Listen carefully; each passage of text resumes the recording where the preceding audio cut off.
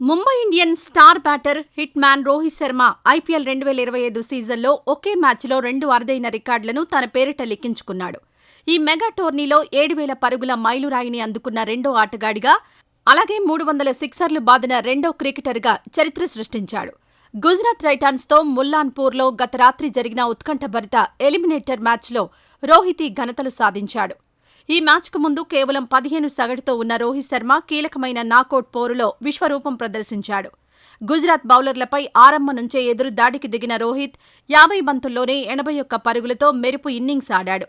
ఇందులో 4 భారీ సిక్సర్లు, 7 ఫోర్లు ఉన్నాయి. రోహిత్ అద్భుత బ్యాటింగ్తో ముంబై ఇండియన్స్ నిర్ణీత ఓవర్లలో 5 వికెట్ల నష్టానికి 228 పరుగుల భారీ స్కోరును నమోదు చేసింది.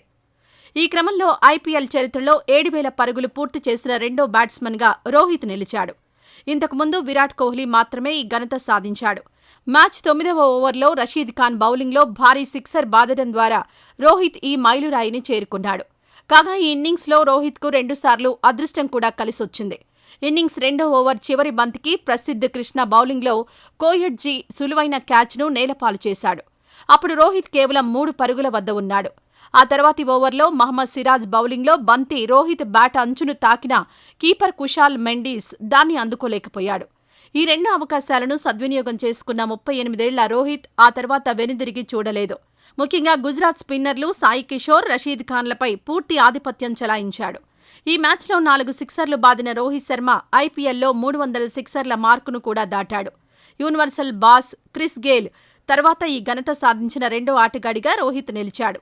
ప్రస్తుతం రోహిత్ ఖాతాలో 302 సిక్సర్లున్నాయి.